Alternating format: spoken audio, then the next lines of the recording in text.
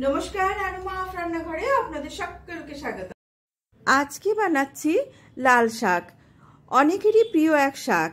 প্রথম পাতে ভাতের সাথে শাক খাওয়ার রেওয়াজ কিন্তু বহুদিন আগে থেকে চলে এসছে। আজ একটু অন্যরকম করে বানাবো, খুব সুন্দর খেতে হয়। একদিন আমার মতন করে বানিয়ে দেখুন।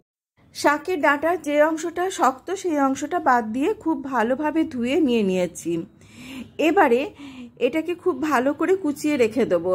আর এদিকে কড়াইয়ে আমি তেল গরম করতে দিয়েছি। তেল গরম হয়ে গেলে এর মধ্যে হাফ টিস্পুনেরও কম একটুখানি পাঁচফোড়ন, একটা শুকনো লঙ্কা দিচ্ছি আর 1 চামচ মতো রসুনের কুচি এর সঙ্গে ভেজে নিচ্ছি। রসুন একটু ভাজা হয়ে গেলে আঁচটা কমিয়ে নিয়েছি আমি। আর এর মধ্যে দিয়ে দিচ্ছি একটা মিডিয়াম সাইজের পেঁয়াজের কুচি। পেঁয়াজটাকে একটু ভালোভাবে ভাজতে হবে। যখন এরকম ভাজা ভাজা হয়ে আসবে তখন শাকটা যেটা ধুয়ে রেখেছিলাম আমি কুচিয়ে নিয়েছি, ওই শাকটা এর মধ্যে মিশিয়ে দিচ্ছি। শাকটা মিশিয়ে 2-1 বার একটুখানি নেড়ে চেড়ে নেব। তাতে শাকটা একটুখানি পরিমাণে একটুখানি কমে যাবে, মানে শাক জিনিসটা একটুখানি গরম পেলেই দেখবেন একটুখানি কমে আসে। তারপরে নুনটা মেশালে পরে নুনের আন্দাজটা ভালো হয়। এবার স্বাদ মতো নুন দিয়ে দিচ্ছি আর সামান্য একটুখানি হলুদ দেবো।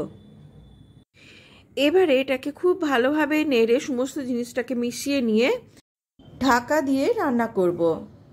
পাঁচেক এটা ততক্ষণ ঢাকা দেওয়া অবস্থাতে রান্না হোক, তার মধ্যে আমি একটা মশলা তৈরি করছি। একটা মিক্সিং জারে হাফ কাপেরও কম একটুখানি নারকেল দিলাম আর 1 চামচ পোস্ত আর একটা কাঁচা লঙ্কা খুব মিহি করে পিষে নেবো। সামান্য একটু জল দিয়েই পিসছি।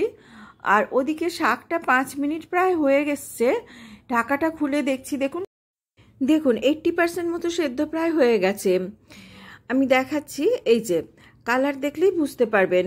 আর এইরকমই অবস্থায় যে বাটা মশলাটা বানালাম নারকেলের, সেইটা এবার মিশিয়ে দেবো। লাল শাক এমনিতেই একটু মিষ্টি মিষ্টি হয়, তো এর মধ্যে আমি মিষ্টি দিচ্ছি না। আপনারা চাইলে অল্প একটুখানি চিনি দিতে পারেন। এবারে এই মশলাটা মেশানোর পরে খুব ভালোভাবে এটাকে ভাজতে হবে। আমি গ্যাসের ফ্লেমটা একটু বাড়িয়ে দিয়েছি। মশলাটা প্রথমে খুব ভালোভাবে শাকের সঙ্গে মিশিয়ে নিতে হবে আর একদম ভালোভাবে ভেজে নিতে হবে, যাতে পুরো শাকটা পুরো ভাজা ভাজা হয়। তাতে খেতে খুব বেশি টেস্টি হবে।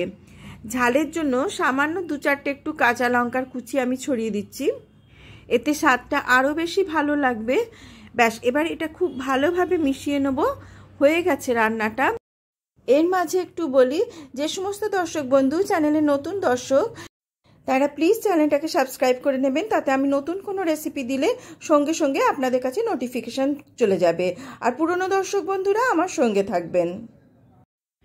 যখন দেখবেন কড়াইয়ে এরকম শুকনো শুকনো হয়ে গেছে তখন গ্যাসটাকে নিভিয়ে দেবেন। গরম ভাতের সঙ্গে দুর্দান্ত লাগে খেতে। ওপর থেকে এরকমভাবে একটুখানি নারকেল অথবা বাদাম কুচি ছড়িয়ে পরিবেশন করুন। আগেকার দিনে বিয়ে বাড়িতে তো শাক দেওয়ার একটা প্রচলন ছিল। প্রথম পাতে ভাতের সাথে ঘি, শাক এগুলো থাকতোই। আজকাল অবশ্য খুব একটা দেখা যায় না। রেসিপি কীরকম লাগলো আমাকে কমেন্ট বক্সে অবশ্যই জানাবেন। আপনারা জানালে সত্যি খুব ভালো লাগে। যে সমস্ত দর্শক বন্ধু ফেসবুক পেজ থেকে দেখছেন তাদের উদ্দেশ্যে বলছি, প্লিজ চ্যানেলটাকে ফলো করে নেবেন। আবার দেখা হবে আপনাদের সঙ্গে আরও একটা নতুন রেসিপি নিয়ে। সবাই খুব ভালো থাকবেন আর সুস্থ থাকবেন। Till then, bye by.